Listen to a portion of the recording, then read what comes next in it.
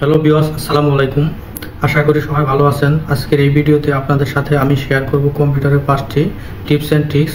এই 5টি tips and ট্রিক্সের ব্যবহারের মাধ্যমে আপনার কাজ করতে অনেক সুবিধা হবে।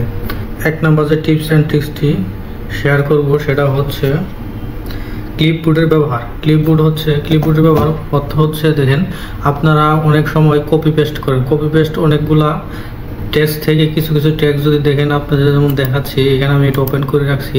যেমন ধরেন আমি এইটুকু কপি করলাম, হ্যালো, তারপর দেখেন সাইদুর টেক কপি করলাম, তারপর দেখেন এইটুকু কপি করলাম, তারপর লাস্টে যে বেসিসটে কপি করলাম।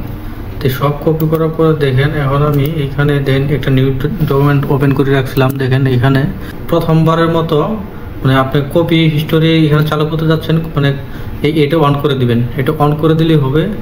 যারা কপি পেস্টের এই ফিচারটা ইউজ না করেন তাদের জন্য এই প্রবলেমটা হতে পারে। আসলে পরে এখানে টার্ন অন করে দিবেন। টার্ন অন করে দিলে দেখবেন কপি যে হিস্টোরিটা সেটা আসে পড়বো।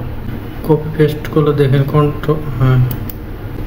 দেখেন আমি উইন্ডোজ বাটন চাপ দিয়ে চাপ দিয়ে দেখেন এগুলো আমি যা যা কপি করছি সব দেখাচ্ছে। আর আমি তাছাড়া যদি দেখেন কন্ট্রোল বি পেস্ট করি, দেখেন আমি লাস্টে যেটা কপি করছি, লাস্টে আমি দেখেন এই বিটা কপি করছি, এই বি শুধু এখানে আসছে আর বাকিগুলো কিন্তু আসে নাই। এখন আমি কি করতে পারি, শর্টকাটে বারবার আনলে অনেক সময় বেশি লাগে। এখন আমি করতে পারি, দেখেন উইন্ডোজ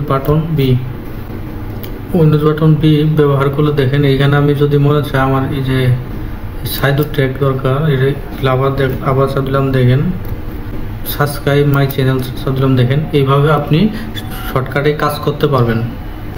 তারপরে আপনাদের সাথে যা শেয়ার করতে যাচ্ছি, তৃতীয় নাম্বার টিপসটা হচ্ছে, তো আপনি মনে করেন আপনি কাজ করতেছেন, আপনার কোনো একটা ফ্রেন্ড অথবা ভাই বন্ধু যেই হোক না কেন, আপনি ভাই বন্ধু বা যেই হোক না কেন আপনারা বললো আপনার ডেস্কটপটা একটু কিছুক্ষণের জন্য দিতে হবে। সেক্ষেত্রে আপনার অনেক ফাইল ওপেন করা আছে, সেক্ষেত্রে তো আপনি ফাইলগুলো কেটে দিন, অথবা কাজ করতেছেন কেটে না দিয়ে আপনি তাদের জন্য নতুন একটি ডেস্কটপ ওপেন করে দিতে পারবেন। সেটা কিভাবে সেটা দেখেন। এইখানে একটা ক্লিক করবেন, এই যে টাস্ক ভিউ, এখানে ক্লিক করবেন। দেখেন এই যে এখানে নিউ ডেস্কটপে ক্লিক করলাম, নিউ ডেস্কটপে 2 নাম্বার, দেখেন 2 নাম্বারে ক্লিক করলাম। দেখেন আমি যে এখানে যে এগুলো ওপেন করে রাখছি কিছুই দেখাচ্ছে না। আপনি তা ওনার কাজ শেষ হলে পরবর্তী আবার এইখানে একটা ক্লিক করবেন। এখানে ক্লিক করে আপনি এটা কেটে দিতে পারেন। আমি কেটে দিলাম। দেখেন কেটে দিলে যে এটা আমার ডেস্কটপ, দেখেন এইখানে আমি দেখেন এগুলো সব শো করতে হবে। দেখেন তো এইভাবে আপনি সহজে কাজ করতে পারবেন। তার একটা হচ্ছে আপনি কিভাবে সারাদিন কাজ করতেছেন এবং কি কাজ করতেছেন, আপনি হঠাৎ করে মনে করেন কারোর ল্যাপটপ চেক দেওয়া দরকার, তো সারাদিন কি কাজ করছে না করছে সেটা আপনি দেখবেন। সেটা দেখার জন্য আপনি দেখেন, অথবা আপনার নিজেরটা আপনি নিজে দেখতে পারবেন বলে কি কাজ সারাদিনে হয়েছে। সেক্ষেত্রে আবার আপনি এখানে ক্লিক করবেন। ক্লিক করার পর দেখেন আপনি যে কোন দিন কি কাজ করছেন। দেখেন এই যে 6 সেপ্টেম্বর আমি কি কাজ করছি এখানে শো করতেছে। দেখেন তো আমি যদি অনেকগুলো কাজ করে থাকি, তো এখানে এটা দিয়ে আমি বেশি কাজ করি না, ওই জন্যই দেখাচ্ছে না। আমি আজকে নতুন এটা আপডেট দিচ্ছি, এই জন্য দেখাচ্ছে না। তো আমি 3 সেপ্টেম্বর আপনি যদি এখানে অনেকগুলো কাজ করে থাকেন, অনেকগুলো আইটেমস দেখাবে, এখানে লিস্টে ক্লিক করলে আপনার শো করবে কি কাজ সেদিন করেছেন আপনি। তো এইভাবে আপনি সারাদিনের কাজগুলো দেখতে পারবেন। 4 নাম্বার যে টিপসটি আপনাদের সাথে শেয়ার করব সেটা হচ্ছে, মনে করেন আপনার ফ্রেন্ড একটি মানে সফটওয়্যার আপনি ইনস্টল করে দিয়েছেন, অথবা সে ইনস্টল করছে, সে আনইনস্টল করতে পারতেছে না। সেই ক্ষেত্রে আপনি তার সেই প্রোগ্রামটা কিভাবে দেখাবেন, সেটা তো বারবার স্ক্রিনশট দিয়ে দেখানো সম্ভব না। সেক্ষেত্রে যদি আমি দেখেন এইখানে সার্চ বারে লিখবো দেখেন স্টেপস রেকর্ডার, এই স্টেপস রেকর্ডারে ক্লিক করলাম। স্টার্ট রেকর্ডারে ক্লিক দিলাম। দেখেন এই ক্ষেত্রে আমি দেখেন প্রোগ্রাম কিভাবে আপনি একটা সফটওয়্যার ইনস্টল করছেন আনইনস্টল করবেন সেটা এখানে দেখাবো আমি তাকে। প্রথমে এখানে ক্লিক করলাম। এইখানে ক্লিক করলে দেখেন এই যে এখানে ক্লিক করলাম। দেখেন এই প্রোগ্রাম ফিচার্সে ক্লিক করলাম। দেখেন এইখানে আমি যদি ধরেন মনে করেন আমি এই যে এনিডেক্স আনইনস্টল করে দিব, আনইনস্টল করে দিলাম, আনইনস্টল হয়ে গেছে। তো সেক্ষেত্রে দেখেন যেহেতু হয়ে গেছে আমি এখানে স্টপ করে দিলাম। আমি কিভাবে কি করছি দেখেন, এটা দেখাচ্ছে এখানে যে প্রথমে আমি ডিসপিসিতে অথবা মাই কম্পিউটার যাই বলেন এখানে গেছি। এইখানে যাওয়ার পরে দেখেন আমি এখানে ডাবল ক্লিক করছিলাম হয়তো 2 বার। এইখানে যাওয়ার পরে দেখেন আমি যে এই ফাইলে গেছি, এইখান থেকে আমি দেখেন আনইনস্টল প্রোগ্রামে গেছি।